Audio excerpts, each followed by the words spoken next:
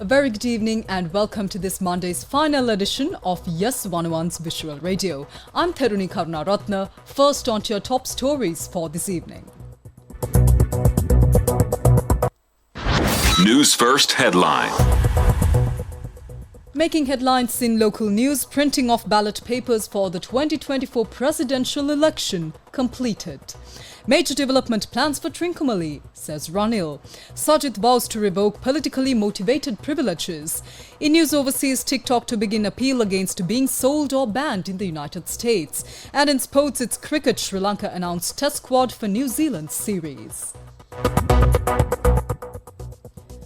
On to those stories in detail now. The government printing department announced the completion of printing ballot papers for the 2024 presidential election.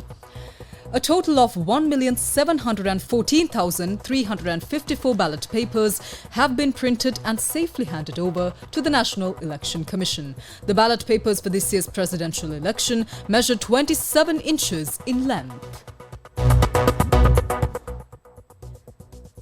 Meanwhile, independent presidential candidate and President Ranil Wickremesinghe highlighted that due to the government's efforts over the past 2 years to rebuild the economy, Sri Lanka has gained the support of friendly nations, including India and Japan, in its journey towards progress.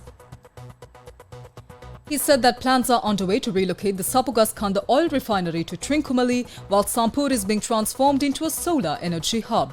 Trincomalee will also grow as a tourism destination. Speaking at the Ranil Can or Ranil to Puluang victory rally in front of the Kantale railway station this morning, he emphasized that in partnership with the Indian government, Trincomalee will see extensive development.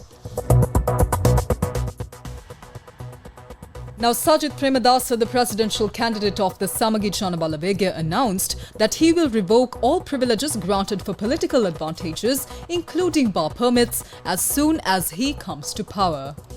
He said that the so-called Ranil Anura deal is nothing but a political charade, with both enjoying their political honeymoon at the expense of the people. Sajid Premadasa alleged that they are conspiring to defeat him, but he will not allow these fake deals to continue. Coming up next is international news. International news. TikTok will start making its case on Monday against a law that will see it banned in the United States unless Chinese owner ByteDance sells the social media app within 9 months. The measure, signed into law by President Joe Biden in April, has been prompted by concerns that US users' data is vulnerable to exploitation by China's government. TikTok and ByteDance have always denied links to the Chinese authorities and have described the new law as an extraordinary intrusion on free speech rights. The firm, which claims to have more than 170 million US users, will make its arguments before a 3-judge panel at an appeals court in Washington, D.C. Let's now take a look at your sports news. Sports news.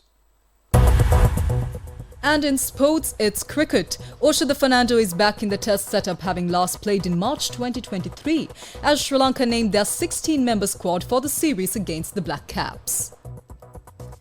Fernando has demonstrated impressive form for Sri Lanka A, scoring 122 and 80 against South Africa A earlier this month. The 33-year-old replaces Nishan Madhushka, who was part of the squad that travelled to England for the 3-match test series. Kasun Rajitha and Nisala Tharaka are the other 2 casualties who have missed out, with Sri Lanka retaining 15 members who travelled to England for the tour. Dhananjay De Silva will continue as captain, supported by experienced players such as Dimut Karunaratna, Angelo Matthews and Dinesh Chandimal, alongside promising youngsters such as Pathum Nissanka, Kamidu Mendes and Sadira Samaravikrama. Well, that brings to a close this Monday's final edition of YES101's Visual Radio. For details of all these stories and much more, simply visit our website www.Newsfirst.lk or follow us on our social media platforms. As always, thank you very much for watching. Take care. Have a good night.